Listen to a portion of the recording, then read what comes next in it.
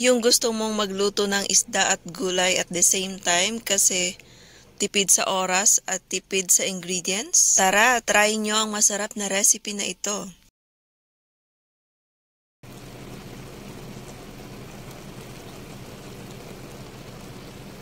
Ito yung isa sa favorite na niluluto ko dito sa UAE kasi madali lang siyang lutuin at napaka-healthy at masarap pa.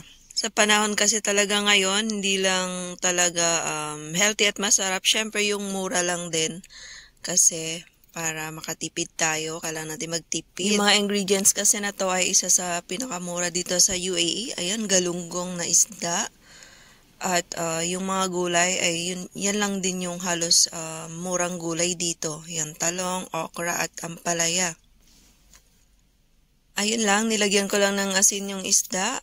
At nilagay ko na rin yung mga sibuyas, bawang at saka luya. At itatap na rin natin ang mga gulay. Ayan, bale, mabilis ang luto lang talaga yan kasi papakuluan lang natin yan for how many minutes. Sabay-sabay na, o diba? Tipid sa oras at saka sa energy, save time and energy. Hindi ko nga alam kung anong itatawag dito, kung paksiw ba ito, paksiw na gulay at isda, or paksiw na isda na may gulay.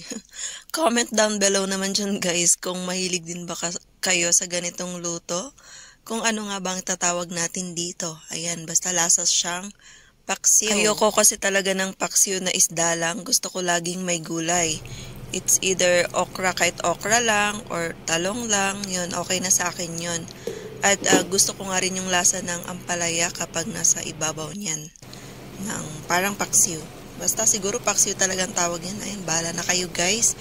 Basta ayan lang ang niluto ko. Ayan, sarap na ako dyan. At mapaparaming kanin nga tayo dyan. Ayun lang, sana nagustuhan nyo ang video na to guys. At please heart, comments, and follow my FB page, Chan Vlogs page.